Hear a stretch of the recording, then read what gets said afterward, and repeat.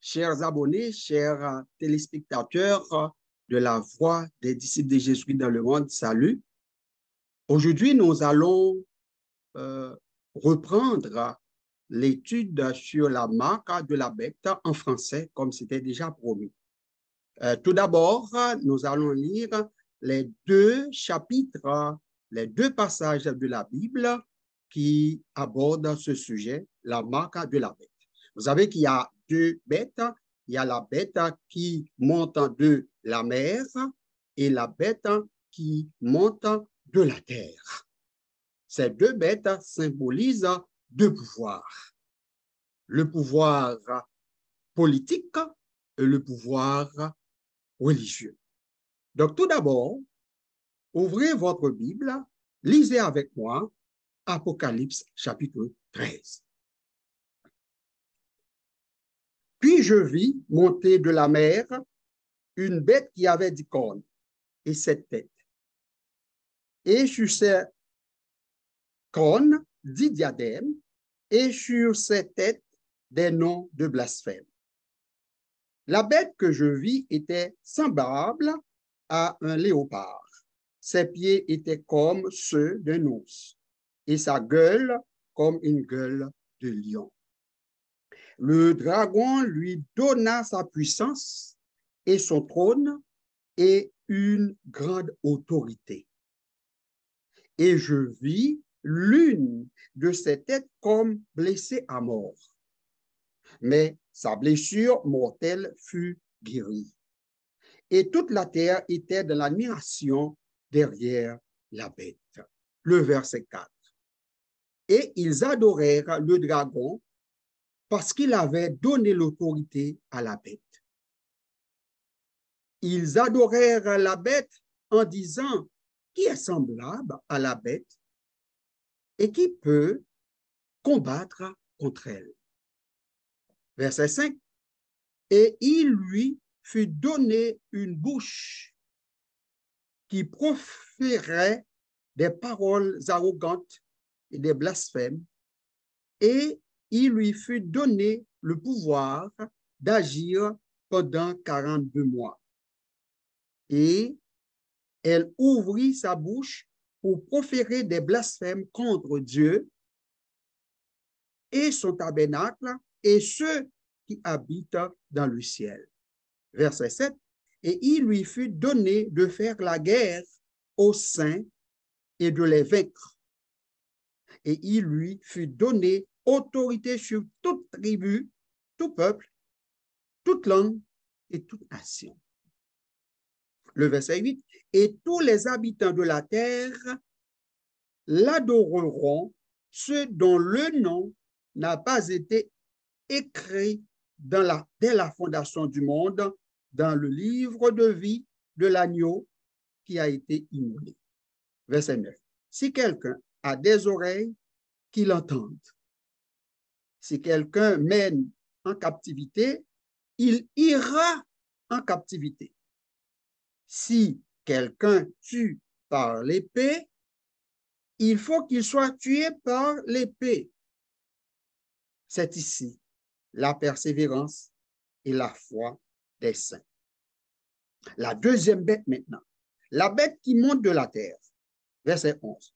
Puis je vis monter de la terre une autre bête qui avait 2 cornes semblables à celles d'un agneau et qui parlait comme un dragon.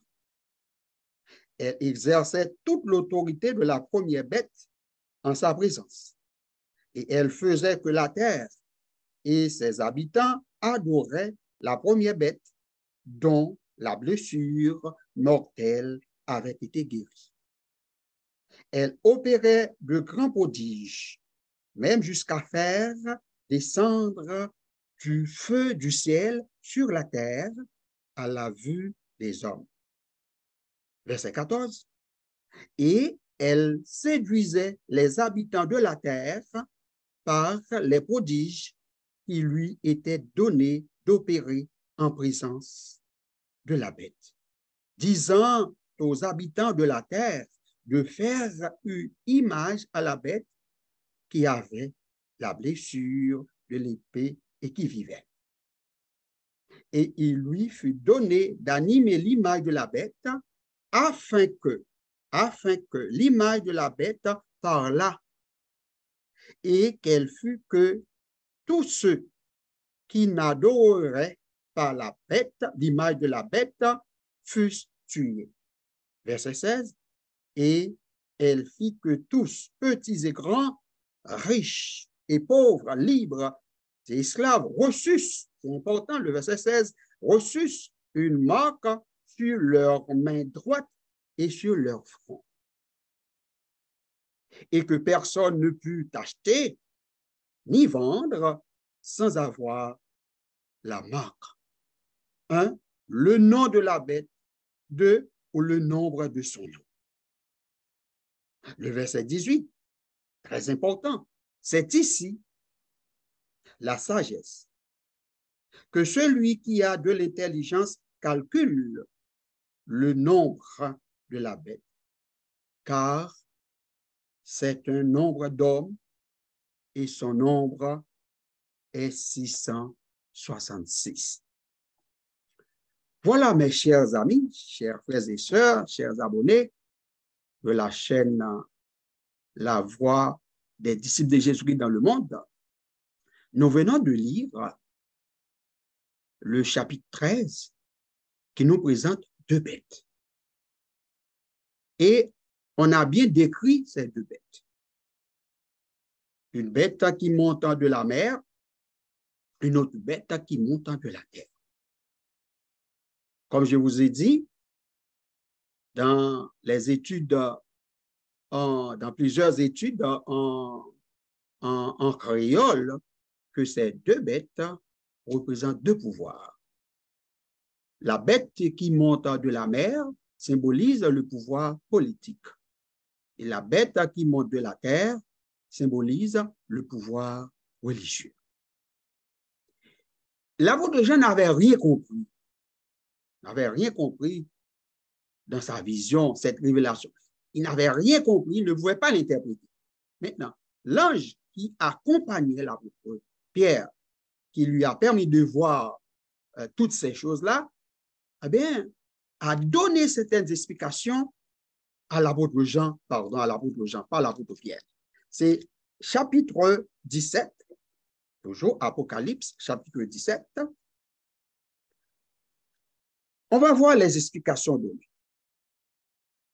Alors, on va commencer à partir du verset 1er. Chapitre. On parle de la chute de Babylone la Grande.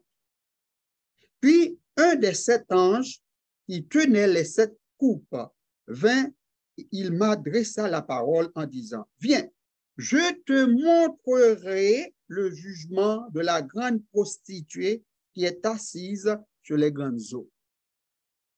C'est avec elle que les rois de la terre se sont livrés à l'impudicité, et c'est du vin de son impudicité que les habitants de la terre se sont enivrés. Il me transporta en esprit dans un désert, et je vis une femme assise sur une bête écarlate, pleine de noms de blasphème, ayant 7 têtes et 10 cornes. Parce que là, les 7 têtes et 10 cornes seront interprétées ou expliquées par l'ange. Il y a là toute une explication que représentent les 7 têtes, que représentent les 10 cornes. Et cette femme était vêtue de pourpre et d'écarlate, et parée d'or, de pierres précieuses et de perles. Elle tenait dans sa main une coupe d'or remplie d'abominations et des impuretés de sa prostitution. Sur son front était écrit un nom, un mystère, Babylone la Grande, la mère des impudiques et des abominations de la terre. Et je vis cette femme ivre du sang, c'est très important, du sang des saints et du sang des témoins de Jésus. Et en la voyant, je fus saisi d'un grand étonnement, dit l'apôtre Jean. Le verset 7. Et l'ange me dit, pourquoi t'étonnes-tu? Je te dirai le mystère de la femme et de la bête qui a la porte, et la bête qui la porte, pardon, qui a les 7 têtes et les 10 cornes. La bête que tu as vue était, interprétation de l'ange à l'apôtre Jean. Elle n'est plus. La bête que tu as vue existait, mais elle n'est plus. Maintenant, au moment, elle doit monter de l'abîme et aller à la perdition. Et les habitants de la terre, ceux dont le nom n'a pas été écrit dès la fondation du monde dans le livre de vie, s'étonneront en voyant la bête parce qu'elle était et qu'elle n'est plus et qu'elle reparaîtra. C'est ici l'intelligence qui a de la sagesse. La même phrase, les 7 têtes, maintenant explication, c'est l'appellation de l'ange à l'apôtre Jean. Les 7 têtes sont 7 montagnes sur lesquelles la femme est assise. Ce sont aussi 7 rois. 5 sont tombés, un existe au moment où l'apôtre Jean faisait cette vision, au moment où l'ange expliquait à l'apôtre Jean les 7 têtes. Les 7 têtes sont les 7 rois. 5 sont tombés. C'est-à-dire que 5 n'avaient pas de pouvoir en ce moment-là, n'étaient plus rois. Et un existe, le roi actuel à l'époque de l'apôtre Jean, 1er siècle, entre l'an 60 jusqu'à l'an 90-99, parce que l'apôtre Jean meurt à la fin du siècle, du 1er siècle. L'autre n'est pas encore venu, c'est-à-dire que ce roi-là n'est pas encore régné, et quand il sera venu, il doit rester peu de temps, c'est-à-dire que ce sera un pouvoir éphémère, temporaire. Et la bête qui était et qui n'est plus est elle-même un 8e roi, et elle est du nombre des 7. Ce roi-là fait partie des 7 rois, et elle va à la perdition. Les 10 cornes maintenant, que représentent les 10 cornes selon l'ange, les 10 cornes que tu as vues sont 10 rois qui n'ont pas encore reçu de royaume, mais qui reçoivent autorité comme roi pendant 1 heure avec la bête. Ils ont un même dessein. Ils donnent leur puissance et leur autorité à la bête. Ils combattront contre l'agneau, Jésus-Christ, et l'agneau les vaincra, parce qu'il est le Seigneur des seigneurs et le roi des rois. Et les appelés, les élus et les fidèles qui sont avec lui les vaincront aussi. Verset 15. Il me dit, l'ange me dit, les eaux que tu as vues, sur lesquelles la prostituée est assise, ce sont des peuples, des foules, des nations et des langues. Les 10 cornes que tu as vues et la bête haïront la prostituée, la dépouilleront et la mettront à nu, mangeront ses chairs et la consumeront par le feu. Verset 17, très important. Car Dieu a mis dans leur cœur d'exécuter son dessein et d'exécuter un même dessein et de donner leur royauté à la bête jusqu'à ce que les paroles de Dieu soient accomplies. Et la femme que tu as vue est la grande ville. C'est très important ce passage-là. C'est très important le verset 18. Et la femme que tu as vue, Apocalypse 17, verset 18, et la femme que tu as vue, c'est la grande ville qui a royauté sur les rois de la terre. Chers frères et sœurs, chers auditeurs, chers téléspectateurs, chers abonnés de la Voix des disciples dans le monde, nous venons de lire les deux chapitres, les deux grands chapitres de l'Apocalypse qui abordent le sujet, la marque de la bête. Mais nous avons dit, lors des études, des présentations en créole, que nous avons une clé qui nous permet d'ouvrir la porte, d'entrer. C'est le verset 18. On nous a dit que la femme que tu as vue, c'est la grande ville qui a la royauté sur les rois de la terre. C'est-à-dire qui a l'autorité sur les rois de la terre. C'est le roi des rois, le pouvoir des pouvoirs qui domine. Aujourd'hui, on peut dire quel est le pays qui domine, qui a plus de pouvoir politique, qui a plus de pouvoir économique sur tous les pays de la terre. Vous allez me répondre, les États-Unis d'Amérique.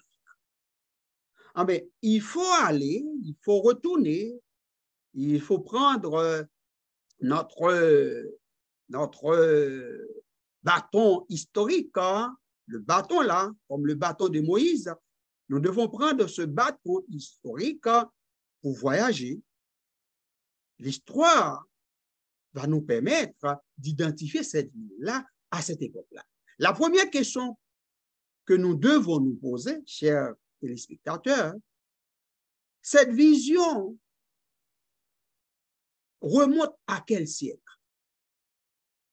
L'apôtre Jean, comme je vous ai dit, est mort à la fin du siècle.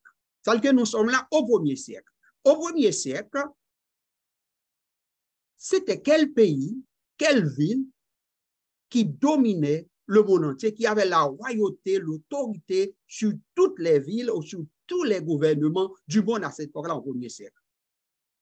L'histoire nous permet de dire, de confirmer, c'est la ville de Rome. Il y avait plusieurs villes, mais au moment où l'apôtre Jean, faisait cette vision, c'était Rome.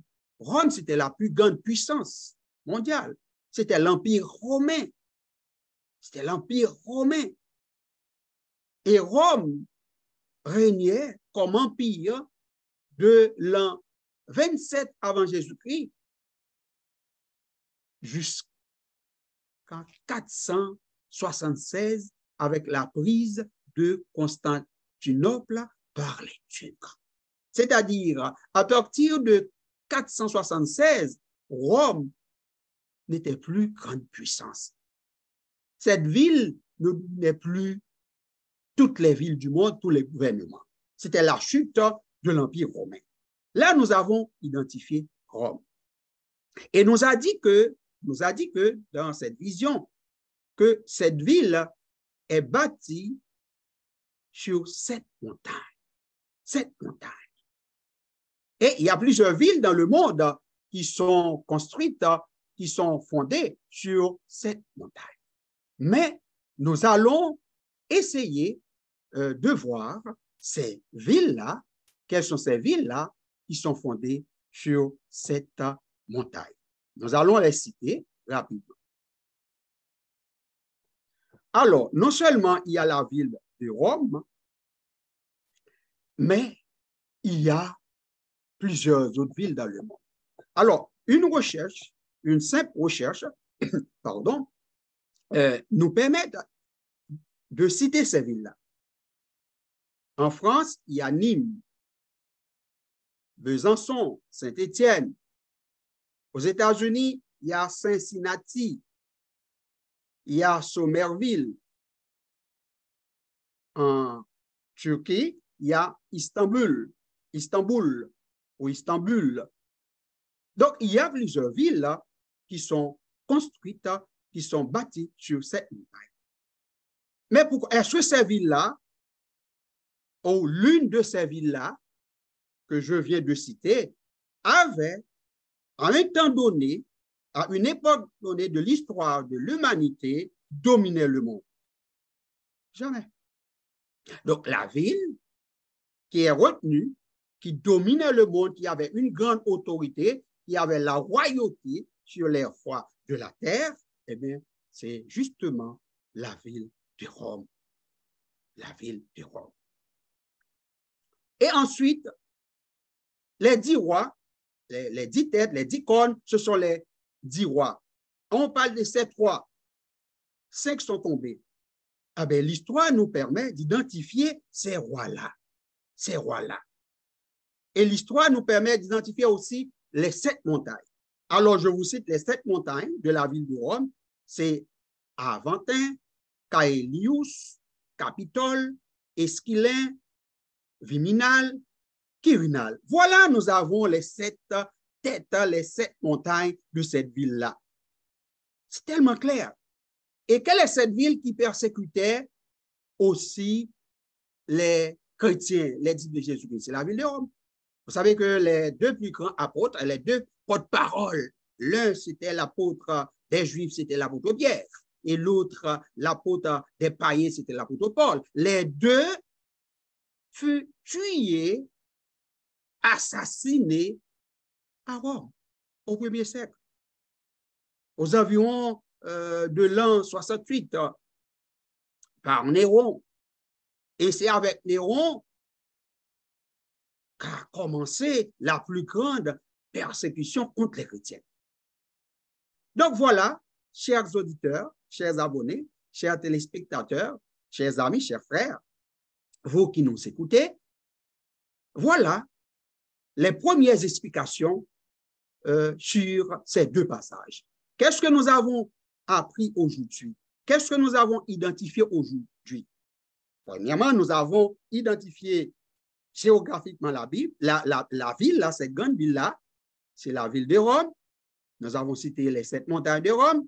C'est cette montagne sur laquelle cette ville est assise, est construite, est bâtie, est fondée.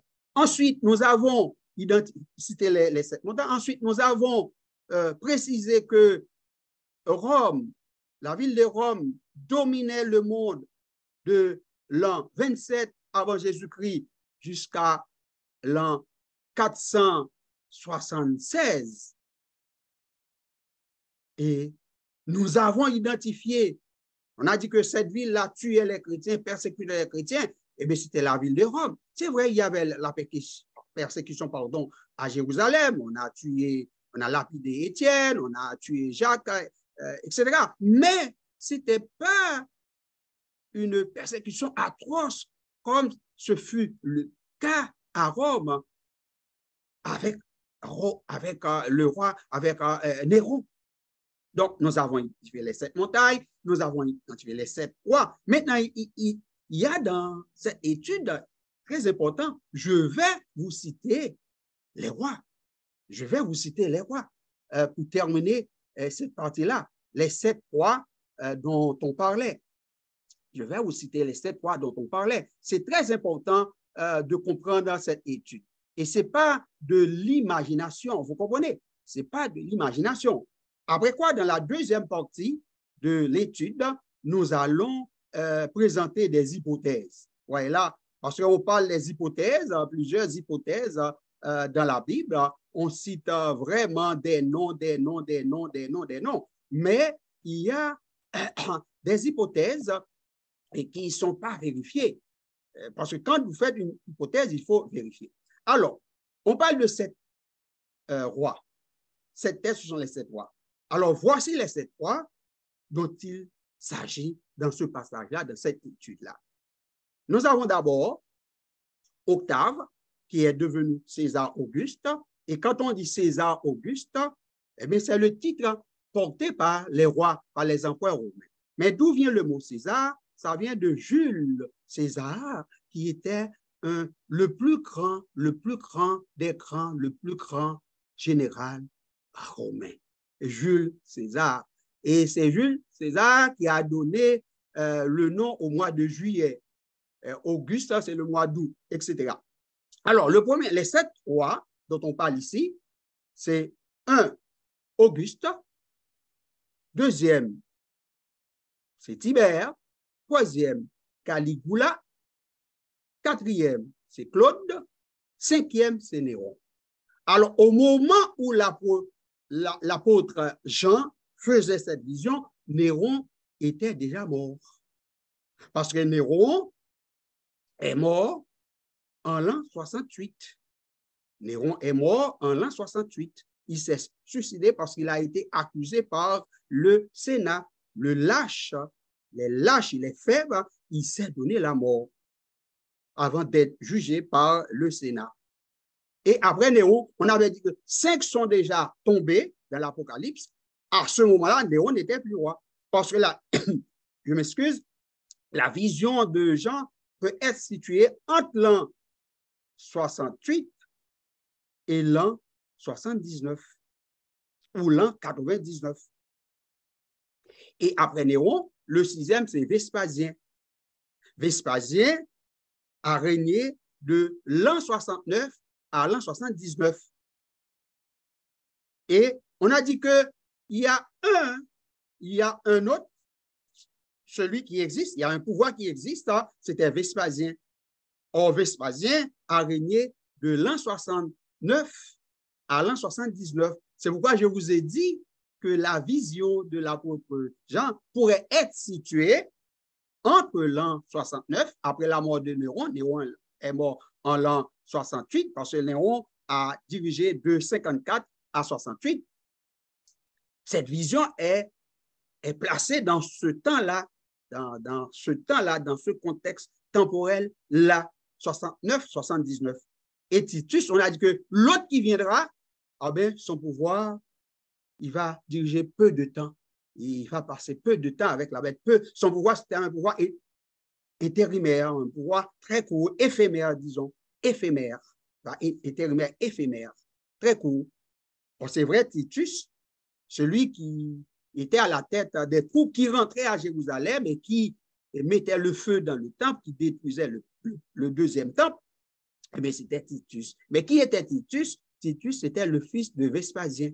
Après la mort de son père, il a pris le pouvoir. Et son pouvoir, exactement comme l'apôtre Jean l'a vu, a entendu, a rapporté, comme l'ange l'avait dit, ah ben, son père a passé 10 ans au pouvoir, Vespasien, le père de Titus, parce que Titus a duré combien vous le savez-vous, d'après vous? Son père a duré 10 ans. Et lui, vous savez combien? 2 ans. De l'an 79, pardon, à l'an 81. Ouais, c'est exactement ce qui est arrivé. Exactement ce qui est arrivé. Au moment où l'ange parlait à Jean, à ce moment-là, qui était au pouvoir? Néron était déjà mort, Claude était déjà mort, Caligula était déjà mort, Tibère était déjà mort, Auguste était déjà mort. C'est pourquoi on a dit que 5 sont déjà tombés. 5 pouvoirs sont déjà tombés. C'est tellement clair. Hein? Gloire à Dieu, c'est tellement clair. Et il y a un qui existe. Ah ben, c'était Vespasien, 69 et 79. Et un autre n'a pas encore de pouvoir. Un autre qui viendra, il va durer peu de temps. Tout se concorde. Donc voilà, chers abonnés de la voix des disciples de Jésus-Christ dans le monde, chers frères et sœurs, chers téléspectateurs, c'est la première partie de cette étude sur la marque de la bête. À la prochaine, ce sera toujours en français pour la deuxième partie. Que Dieu vous garde, que Dieu vous bénisse, je vous aime beaucoup.